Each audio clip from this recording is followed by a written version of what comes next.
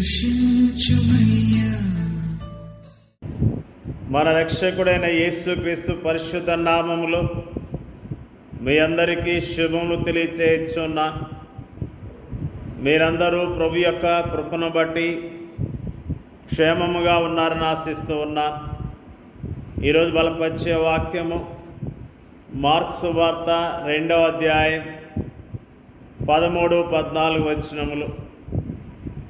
ఆయన సముద్ర తీరమున మరలా నడిచిపోవచ్చుండెను. జనులందరూ ఆయన వద్దకు రాగా ఆయన వారికి బోధించెను. ఆయన మార్గమున వెళ్ళుచు సుంకపు మెట్టునొద్ద కూర్చున్న అల్ఫై కుమారుడు లెవీని చూచి నన్ను వెంబడించమని అతనితో చెప్పగా అతడు లేచి ఆయన వెంబడించెను. అల్ఫై కుమారుడైన లెవీ గురించి ఈ రోజున మనము జ్ఞాపకం చేసుకుంటూ ఉన్నాం. అతడు ట్యాక్స్ కలెక్టర్గా ఉన్నట్లుగా జ్ఞాపకం చేసుకుంటూ ఉన్నాం. ఆయన ఉద్యోగం చేస్తూ ఉన్నాడు. రోమా ప్రభుత్వంలో ఉద్యోగిగా ఉన్నాడు. ఆ వ్యక్తిని యేసుక్రీస్తు ప్రభు వారు చూచి వెంబడించమని చెప్పినట్లుగా ఈరోజు జ్ఞాపకం చేసుకుంటున్నా. అతడు లేచి ఆయన వెంబడించాడు. మార్కు సువార్తలోని మొదటి అధ్యాయాలలో ప్రభుని యేసుతో కూడా ఆయా గుంపులు ఉండటాన్ని మనము చూస్తున్నాం. ఆయన కపెర్నహూములోని సమాజ మందిరములో బోధించడం గురించి మనం అక్కడ చదువుతున్నాం.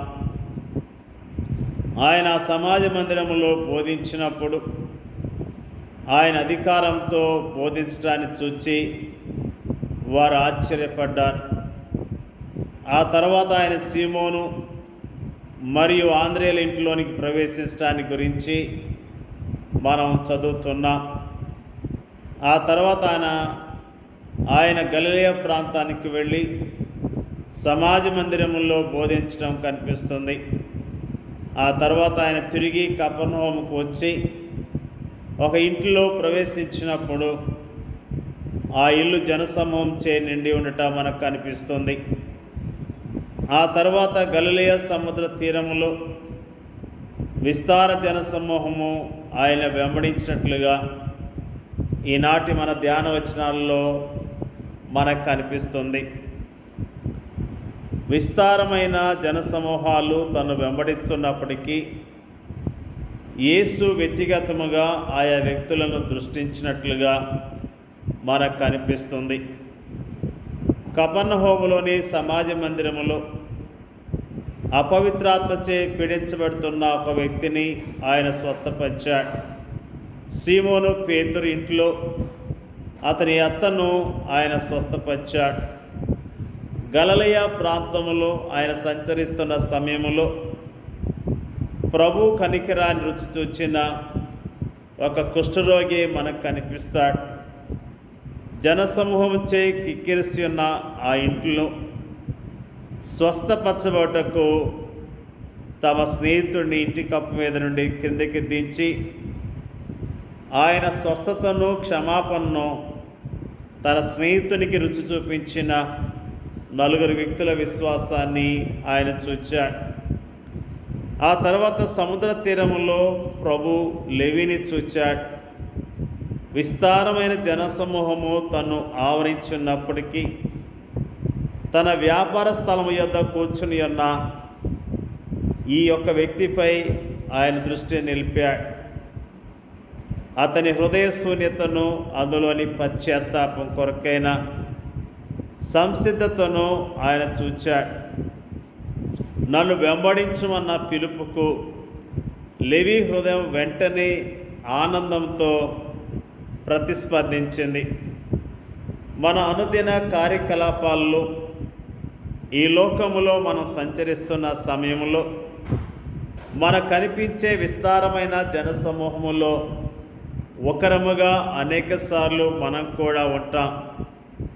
బహుశా అనేక మంది పనివారిలో లేదా విద్యార్థుల్లో లేదా పట్టణ వీధుల్లోని జనములో మనం ఒకరంగా ఉంటాం. ఆ అనేక మందిలో మనల్ని ఎవరూ దృష్టించటం లేదని, లెక్కించటం లేదని మనం అభిప్రాయపడుతూ ఉంటాం. అయితే అంతమందిలో యేసు నిన్ను దృష్టించున్నాడు. నీ హృదయము ఆయనకి బాగా తెలుసు. తను వెంబడించమని వ్యక్తిగతముగా ఆయనను పిలుస్తున్నాడు. దీనికన్నా ఆనందించదగ్గ కారణము మరొకటేముంది? అంతేకాదు, మీ పేర్లు పరలోకమందు రాయబడి ఉన్నవని ఆయన మనతో అంటూ ఉన్నాడు. ప్రియమైన దేవుని యొక్క ప్రజలారా, దేవుడు మనల్ని చూస్తూ ఉన్నాడు. మన పరిస్థితిని గమనిస్తూ ఉన్నాడు. మనము ఎలాంటి హృదయాన్ని కలిగి ఉన్నామో, ఎలాంటి దుఃఖాన్ని కలిగి ఉన్నామో ఆయన ఎరిగి ఉన్నాడు. ఆయన మన పట్ల ప్రణాళికలు కలిగి ఉన్నాడు. ప్రత్యేకమైన ఉద్దేశాలు కలిగి ఉన్నాడన్న విషయాన్ని మనం ఈ రోజున జ్ఞాపకం చేసుకున్నాం. దేవుడు లెవీని జ్ఞాపకం చేసుకున్నాడు. లెవీ నిరాశ నిస్పృహలో ఉన్న ఒక వ్యక్తి. లెవీ తన జీవితంలో ఎంత దుఃఖాన్ని కలిగి ఉన్నాడో యేసు ప్రభువారు ఎరిగి ఉన్నాడు. లెవీ యొక్క భవిష్యత్తు ఎరిగిన వాడు.